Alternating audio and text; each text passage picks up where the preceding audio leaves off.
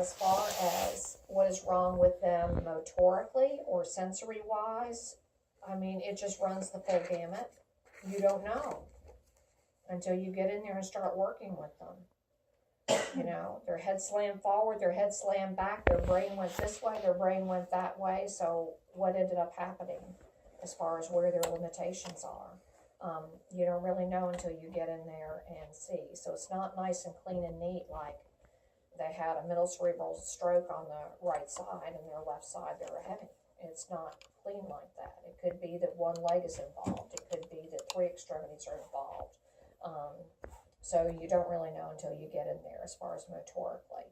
But in order to figure out how to approach this patient, and again with the motor learning, the cognitive and the associative and the autonomous stages, and where you need to start with that patient, you need to figure out where are they Ranchos Los Amigos wise in terms of their cognitive status.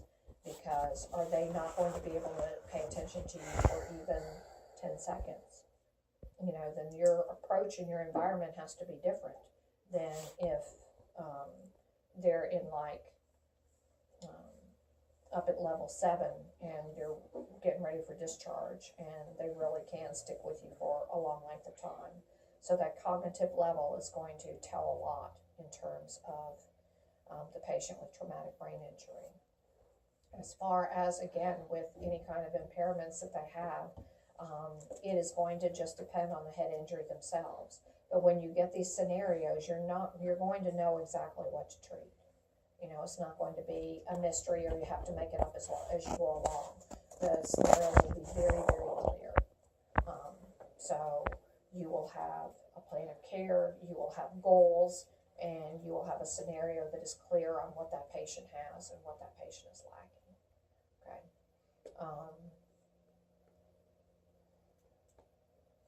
Traumatic brain injury.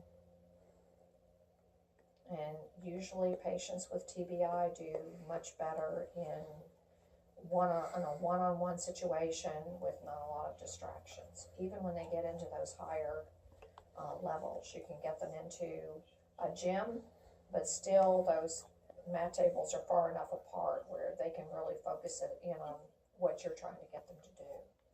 So that would be the main consideration for TBI. TBI early on, you want to get them up into a chair as soon as possible. You want to get them moving. You're worried about DVTs. You need to check early on and make sure there aren't any problems with the intracranial pressure. Not necessarily with a TBI are they going to start at the first level. You could get a patient that comes in and they're at level 4. You get a patient that comes in, they're at level 6. They're also looking at sports injuries closer now and seeing the severity of concussion and what can happen to an athlete following concussion. And I think that is coming more to the forefront, so we might be treating more patients with head injury that we prior to this point might not have treated at all, and especially a repeat. But they're doing a much better job now at making sure that they sideline these athletes if they feel that they had a substantive concussion on the field.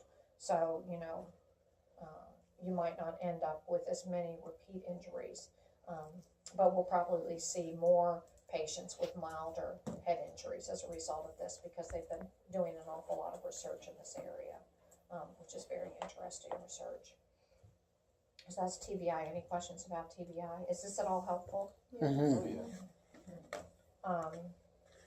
Do I need you guys to break up into twos and go through all of this stuff? You guys know how to do all this stuff.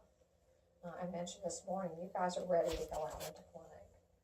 You know, you need real patience to work on at this